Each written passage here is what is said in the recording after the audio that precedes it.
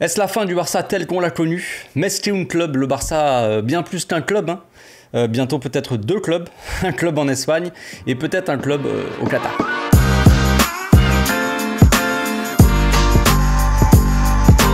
Au passage, n'hésite pas à nous rejoindre si c'est pas encore fait et à partager la chaîne autour de toi, ça fera plaisir à tonton. Donc je sais pas si j'appellerai cette vidéo encore la mort du FC Barcelone ou pas. Là, c'est mon titre que j'ai en tête pour le moment, mais des fois, je change de titre au dernier moment. C'est super, super anecdote. Donc, pour ceux qui ne sont pas au courant, le Barça aurait reçu une offre venant du Qatar pour, on va dire, acheter le nom du club, tu vois, contre 100 millions. Donc, une équipe du Qatar donnerait 100 millions au Barça. Ce n'est pas une offre de sponsoring, c'est le Barça céderait, on va dire, une sorte de franchise au Qatar. En fait, un club qui s'appellerait le FC Barcelona Qatar, je ne sais pas exactement. À l'image du Qatar Saint-Germain, peut-être, je ne sais pas. Non, je plaisante. Cette vidéo va être un peu taquine, peut-être. Je vais un peu taquiner.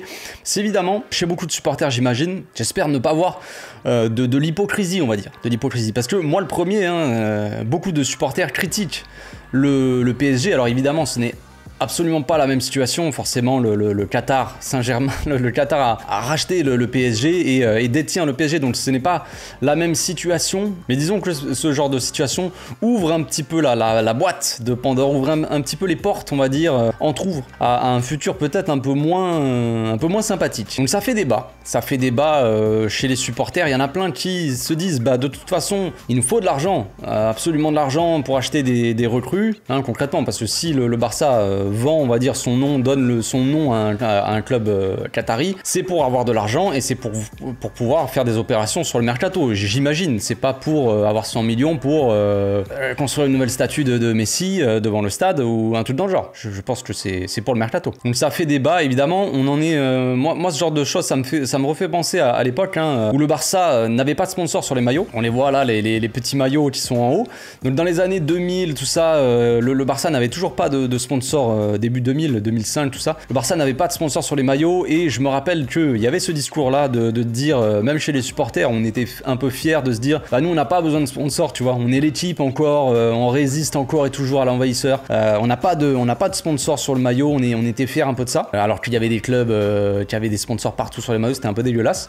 Donc on était tous contents. Puis après il y a eu UNICEF. Et évidemment UNICEF là, donc là, même moi, je me rappelle encore ma façon de penser à l'époque, c'est que je me disais, bon, on a maintenant un sponsor sur le maillot, moi ça me plaisait pas trop forcément, mais ça va, on se disait c'est UNICEF, c'est pour, on est les gentils, tu vois, on va donner, on redonne un petit peu un pourcentage ou quoi, on donne de l'argent concrètement à UNICEF, tout ça, on sait pas trop s'ils en font, mais en tout cas on le donnait à UNICEF pour qu'ils s'en servent, disons. Donc on se disait, on se plaçait du côté des gentils, bon voilà, nous au moins on a un sponsor, UNICEF qui est juste là, on a un sponsor, mais c'est pas pour gagner de l'argent. Et puis après, il y a eu évidemment l'arrivée de Qatar Fondation, Qatar Airways, des trucs comme ça. Donc ça, c'était compagnie aérienne du Qatar. Qatar Fondation, je sais pas trop exactement ce que c'était, mais il y avait ce petit truc Qatar. Et d'un coup, voilà, on a tous fermé notre bouche, je pense. Moi, le premier, comme je disais, où d'un coup, tu dis plus rien. Bon, il y avait UNICEF, on n'avait pas de sponsor, on était contents, on était fiers de ça. Puis là, d'un coup, il y a Qatar Fondation qui arrive. Non, moi, j'ai jamais rien dit. Donc tu vois, pour l'argent, souvent, au bout d'un moment, tu fermes ta bouche et tu prends l'argent. Donc ça, c'est juste une petite anecdote pour... ça me fait penser un peu, cette situation-là, elle me fait penser à ce qui s'est passé donc dans les années 2010, tout ça. Donc en soi, le sujet là, pour certains, il va pas forcément être important. Il y en a qui vont te dire direct, je vois pas le problème, c'est juste notre nom. On va donner notre nom à une équipe du Qatar, et ils sont là-bas, ils font ce qu'ils veulent, entre guillemets, ça change rien pour nous, et on va ramasser 100 millions, ce qui est quand même assez, on va dire, important. Puis il y en a qui vont te dire quand même, il doit y avoir des clauses dans un contrat, des termes dans le contrat qui te disent que l'équipe là-bas, il faut qu'ils respectent un minimum les valeurs, tout ça, mais ça, c'est pas possible déjà. Non pas que le Qatar c'est le diable ou tout ça, des genres de trucs comme ça, non. C'est juste que déjà, c'est pas du tout la même mentalité, c'est pas du tout une mentalité européenne ni espagnole. Je dis pas que c'est mal, je dis pas que c'est bien, je dis juste que ça peut forcément pas coller, tu vois, en soi. Je veux dire, les gens là-bas qui vivent au Qatar ou quoi, ils vivent pas de la même façon que en Europe et principalement peut-être en Espagne, tu vois. Les valeurs que véhicule le Barça, tout ça, voilà, on soit d'accord ou pas avec, je pense pas que le Qatar ils pourront afficher un drapeau LGBT tu vois derrière leur truc. Je n'y crois pas, tu vois. Je dis pas que je suis pour, je dis pas que je suis contre, je m'en fous complètement. Mais tu vois ce que je veux dire. Donc on peut se dire que le truc est pas forcément important, comme je l'ai dit, tu donnes ton nom, c'est bien, ils ont leur nom, ils sont contents, ils nous donnent 100 millions, nous on peut faire des achats sur le mercato. Mais ça c'est aussi peut-être entrouvrir une porte vers d'autres choses dans le futur, évidemment. Pour moi ça me paraît quand même un peu plus important, ce n'est pas juste donner son nom comme ça, c'est ouvrir la porte à d'autres choses. C'est comme quand on a fait c'est pour ça que je parlais un peu de sponsoring sur le maillot tout à l'heure, tu entrouvres la porte pour un sponsor, pour un petit truc, et puis après vient d'autres sponsors, et puis après finalement c'est devenu la norme en fait, tout simplement. Donc, je ne dis pas que le Barça va commencer va être racheté par les Qataris, tout ça. Je ne dis pas ça, mais on ne sait pas ce qui peut se passer dans le futur. Donc pour revenir un peu sur l'histoire, ce que le Barça peut peut-être représenter ou quoi, mis à part, on sait très bien qu'ici en Espagne, le football est très très politique. Je ne sais pas pour ailleurs dans les autres pays, je ne sais pas pour le Qatar par exemple, mais là n'est pas vraiment la question. Mais le Barça est un club assez politisé de toute façon, et en Espagne, c'est souvent une histoire politique avec tout ce qui s'est passé pendant les guerres, tout ça, avec Franco, on en a déjà parlé dans la vidéo la dernière fois, avec l'équipe du régime, là, le Real Madrid, tout ça. Donc on sait que ce que le Barça représente chez les supporters, déjà principalement chez les Catalans, les socios, le fait d'avoir ce modèle-là, Barça, socios, tout ça qui appartient à ces socios, les Catalans qui sont, il y a une fierté catalane aussi, que le Barça les représente. Le Barça c'est plus qu'un club. Le Barça Mesting Club, c'est pas uniquement la fierté catalane, mais c'est un tout en fait. C'est les valeurs du club, c'est le fait que le Barça soit un club aussi omnisport. Il n'y a pas beaucoup de clubs comme ça qui réussissent dans tous les sports. On l'a vu encore cette saison. Le Barça est champion dans toutes les catégories sportives, les professionnels, c'est-à-dire le handball, le basket, le football féminin, le football masculin, tout ce que tu veux. Le Barça est champion partout. Donc ça, c'est forcément aussi une fierté. Il y a aussi évidemment la Masia qui a été créée donc il y a quand même pas mal d'années, hein, sous conseil plus ou moins, mais de Cruyff. Cruyff qui a voulu que le Barça ouvre comme ça la Masia, qui forme des jeunes à cette philosophie-là du Barça. Et la Masia de base a été créée aussi pour fournir l'équipe. La philosophie du club, c'était évidemment d'avoir un noyau, un gros noyau, un noyau dur de joueurs formés à la maison, avec quelques stars comme ça qui viennent par-ci par-là pour compléter l'équipe. Et tu vas aller chercher des stars, parce qu'au final Cruyff a voulu créer la Masia, tout ça, mais en tout cas a conseillé le président de l'époque pour qu'il crée la Masia, mais Cruyff lui-même n'est pas de la Masia, c'était une star à l'époque qui est venue et qui a changé quand même beaucoup de choses au club, à l'image de Ronaldinho, et de beaucoup d'autres joueurs. Et là, ce qu'on voit en ce moment, évidemment, avec c'est pour ça que je parle un peu d'omnisport et de Masia, c'est que tous les joueurs de la Masia, la plupart commencent à s'en aller, sont vendus par le club, tout ça, ne sont plus vraiment... Alors, il y en a évidemment, on va pas se mentir, il y a des joueurs qui sont de la Masia, mais qui auront peut-être jamais le talent pour percer en équipe première. Il y en a aussi qui avaient peut-être le talent de percer en équipe première, mais on peut pas savoir si ce serait passé, puisque au final, ils n'ont pas été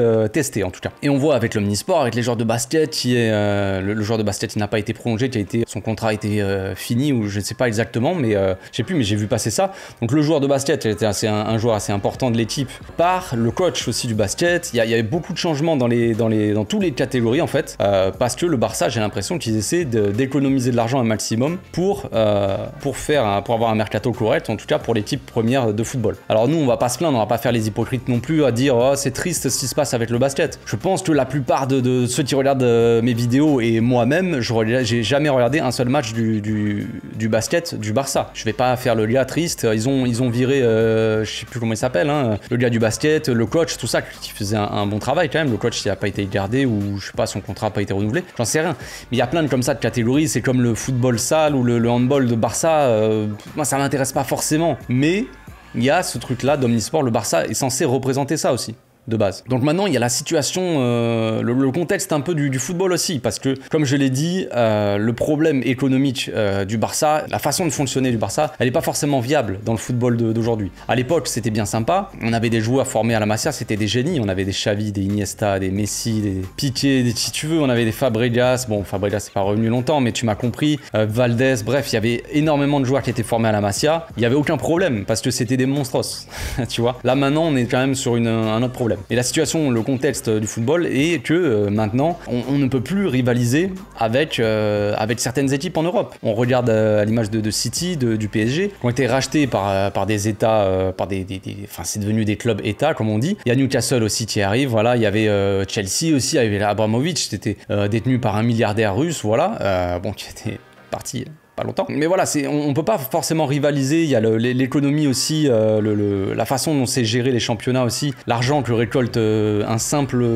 simple équipe basique, on va dire, de première ligue qui gagne largement plus que le Barça en termes de droits télé, tout ça. La Liga, on le sait, elle est mal gérée par un président de Liga qui est catastrophique, on le sait déjà, mais on peut pas forcément rivaliser. Les équipes comme ça, qui sont dans des championnats comme la Liga, peuvent pas rivaliser avec des équipes anglaises. C'est tout, c'est un fait. Maintenant, la situation de Barça, elle est complexe. Comme je l'ai dit, c'est plus simple de se dire on n'a pas besoin d'investir quand t'as Messi, quand t'as Iniesta, quand t'as Xavi, quand t'as Busquets, quand t'as des joueurs comme ça dans ton équipe qui viennent de la Masia, quand t'as des génies qui sortent de ta Masia. C'est plus facile de se dire j'ai pas besoin d'aller acheter trop de joueurs, tu vois. Tu vas acheter un tel. Le Barça a quand même, on va pas faire les hypocrites, le Barça a quand même dépensé pas mal d'argent, même quand il y avait Messi, Xavi, Iniesta, tout ça, on a dépensé pas mal d'argent sur Neymar, sur Suarez, sur Alexis Sanchez, par exemple, des joueurs en attaque. Mais comme je le dis, tu dois avoir un noyau dur, tu vois, de ta Masia et aller chercher des joueurs comme ça qui sont exceptionnels et que tu n'as pas à la Masia, qui vont faire des différences. Même à l'époque de Cruyff, quand il était coach, il est allé chercher des joueurs ailleurs, évidemment. Il est allé chercher des Romario, il est allé chercher des Stoichkov aussi, qui avait cette mentalité, tout ça. Donc tu as besoin, on va dire, en attaque que tu n'as pas dans la Masia. La Masia, on va dire, c'est un moule, vraiment, les joueurs sont formés là et ils sont tous plus ou moins pareil, on va dire, ont tous peut-être la même psychologie, mentalité, j'en sais rien, parce qu'ils sont formés dans le même moule, tu vois. Tu vas aller chercher un mec bulgare comme Stoichkov, il n'y a pas du tout la même mentalité, mais tu as besoin d'un mélange comme ça, tu vois. Tu as forcément besoin d'un petit mélange comme ça de différents joueurs, en termes de football et en termes de mentalité. Mais là, le Barça, maintenant, ils sont dans une situation non seulement économique qui est catastrophique, mais en plus de ça, où on a des joueurs, on n'a plus personne, concrètement. Concrètement, de la Masia, on a des jeunes qui arrivent, c'est bien, mais de joueurs confirmés comme ça de la Masia, il n'y a plus personne. Ma lumière qui s'est éteinte, classique, hein. S'il y a une lumière qui s'éteint pas pendant une de mes vidéos, c'est pas normal. Donc le Barça a une équipe concrètement là en reconstruction. On le sait, on n'a pas de joueurs, il nous faut des joueurs et il nous faut des résultats rapides. On est dans une situation depuis quelques années qui est assez complexe sportivement parlant. Je veux dire, là on s'est remis à gagner, c'est bien. On a gagné le championnat, tout ça. On commence à avoir une équipe qui se reconstruit et on peut investir quand même, mais on est quand même très limité en termes d'investissement pour le mercato. Hein. On sait déjà, le président, Alemani, tout ça, ils doivent faire des choses improbables pour pouvoir faire quelques mouvements sur le mercato. Donc c'est très compliqué. On a une marge très fine. Donc le Barça se retrouve dans cette situation-là où ils n'ont pas trop le choix, on va dire, de faire ce genre de choses. C'est-à-dire vendre son nom, vendre peut-être son âme. Non, je plaisante. Mais pour quelques millions, tu vois. Mais on perd un peu l'essence, cette essence-là du Barça. Moi, je vais en venir au final pour donner un peu mon avis. Je pense que la façon dont est géré le Barça, elle est plus forcément viable avec le football d'aujourd'hui. Concrètement, je pense qu'on est tous plus ou moins du même avis. On aimerait tous que le Barça reste comme il est, c'est-à-dire qu'il appartienne à ses supporters, concrètement, à ses socios. Mais la chose n'est plus forcément viable aujourd'hui. Tu peux plus forcément rivaliser avec ça. Et je pense que là, le football, hein, il a bien changé. Mais l'Arabie Saoudite est en train de racheter tous les joueurs en Europe. Voilà, donc en fait, moi, ce qui me dérange un peu dans cette histoire, mais je vais revenir un peu à mon avis après, mais c'est un peu de l'hypocrisie, forcément. On dit le football est en train d'être détruit par l'Arabie Saoudite. Bon, déjà, ce n'est pas forcément vrai. Le football est détruit par l'Arabie Saoudite, par le Qatar. Le football est détruit par ceux qui dirigent le football, déjà de base. Parce que c'est ces personnes-là qui autorisent ce genre de choses. C'est tout. Si c'était pas autorisé, bah, ce serait pas autorisé. Donc le football est détruit petit à petit par les instances qui dirigent ce même football. Et l'Arabie Saoudite, le Qatar, ils sont dans les règles en fait. Ils profitent des failles ou des choses comme ça, du règlement qui est possible pour eux. Et ils appliquent le règlement. Ils achètent des joueurs, ils les payent un bras et puis c'est tout. Il n'y a pas vraiment de réglementation, il n'y a pas vraiment de fair play. On s'en fout. Concrètement, la FIFA, elle s'en fout de ce qui se passe en Arabie Saoudite. Ils s'en foutent complètement. Puis, de toute façon, c'est magouille et compagnie. Il y a l'Arabie Saoudite qui se met à acheter 1 milliard de joueurs, qui se met à acheter Ronaldo, tout ça. Et puis après, d'un coup, ils abandonnent le truc d'organisation de la Coupe du Monde. Et c'est le Portugal. Bref, on sait déjà, il se passe quand même des choses assez louches. Donc moi, ce qui me dérange, c'est un peu l'hypocrisie, le fait de dire que l'Arabie Saoudite détruit le football, le Qatar, tout ça, de se moquer du PSG racheté par le Qatar pour après ensuite dire oui, il faut qu'on vende notre nom au Qatar parce que on a besoin d'argent. D'un côté, ça te pose problème quand c'est d'autres clubs, tout ça. Donc, est-ce que c'est un côté un peu jaloux, tu vois, de se dire parce que tu vas, je dis tu, mais tu m'as compris, tu vas critiquer le PSG parce que c'est le Qatar Saint-Germain, machin, mais après d'un coup, quand le Barça doit faire pas la même chose, mais vendre son nom, on va dire, et tout ce qui va avec, son image en fait, à une équipe du Qatar, tu vas dire, on s'en fout, on ramasse l'argent. Donc il faut se poser des questions. Donc moi, mon avis, comme je vais revenir, comme je l'ai dit, le contexte économique du Barça et du football en général, bah c'est plus forcément viable. Il faut qu'on puisse rivaliser, on va dire, avec les autres équipes européennes, mais qui ont des moyens beaucoup plus illimités que nous. Mais d'un autre côté, on perd un peu cette essence, on va dire, petit à petit. Peut-être que le Barça, forcément, n'est pas mort, évidemment. En fait, quand je dis le Barça est mort ou pas, c'est plus ce que représente le Barça, tout ce que peut représenter le Barça. On était une équipe peut-être différente des autres. Peut-être qu'on pouvait se dire encore le Barça c'est une équipe avec quelque chose en plus. Et finalement quand on commence à partir dans des choses comme ça, le Barça est juste une équipe parmi d'autres. Donc je suis assez mitigé au final sur l'histoire. Forcément je vais pas vous dire non. Je vais pas vous dire non, il faut pas le faire parce que voilà ça va détruire le club, tout ça. Je ne suis pas sûr de ça. J'ai un avis assez neutre finalement là-dessus. Moi je pense qu'on peut pas continuer comme ça sur ce format-là, ce truc de socios, tout ça. C'est plus, moi je me dirigerais plus, je serais plus d'avis de faire quelque chose comme fait le Bayern, c'est-à-dire avec un pourcentage, pas forcément 49-51, tu vois, mais un pourcentage un peu plus élevé pour les socios, mais avoir un minimum d'investisseurs qui mettent de l'argent dans le club, ça serait un peu plus correct pour nous. Mais d'un autre côté, voilà, c'est ce côté un peu où tu perds un petit peu d'âme de ton club qui me dérange forcément. Voilà, je sais pas ce que vous en pensez. C'était une vidéo pas forcément préparée, c'était une vidéo un peu freestyle, un peu état d'âme sur toute cette histoire-là. Je sais pas ce que vous en pensez, vous, dites-moi dans les commentaires si vous êtes d'accord ou pas avec ce genre de choses. Puis voilà, j'aimerais bien avoir l'avis aussi d'autres supporters, évidemment. On se retrouve bientôt pour une nouvelle vidéo, d'ici là, portez-vous bien, passez une très bonne journée. Ciao.